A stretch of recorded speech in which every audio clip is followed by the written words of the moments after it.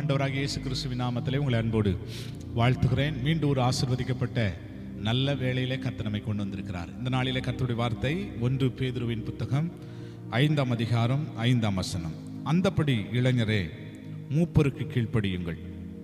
நீங்கள் எல்லாரும் ஒருவருக்கொருவர் கீழ்ப்படிந்து மனத்தாழ்மையை அணிந்து கொள்ளுங்கள்.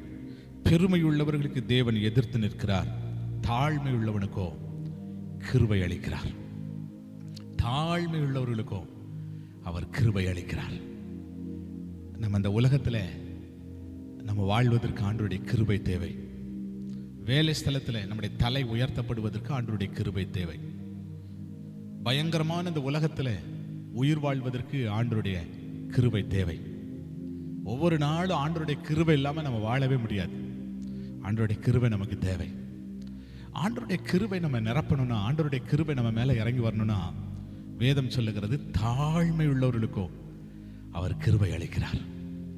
இயேசு கிறிஸ்துவை போல அந்த தாழ்மை நம்மை தரித்து கொண்டு தாழ்மையோடு நடந்து கொள்வோமானால், பரலோகத்திலிருந்து இறங்கி வருகிற அந்த கிருபை, பரலோகத்திலிருந்து இறங்கி வருகிற அந்த நதி நம்ம ஒவ்வொருவரையும் நிரப்பும். நம்முடைய குடும்பத்தை நிரப்பும், நம்முடைய பிள்ளைகளை நிரப்பும், நம்முடைய பிஸ்னஸை அவருடைய கிருபை மூடிக்கொள்ளும், நம்முடைய தொழிலை அவருடைய கிருபை மூடிக்கொள்ளும். தாழ்மையுள்ளவர்களுக்கோ அவர் கிருபை அளிக்கிறார்.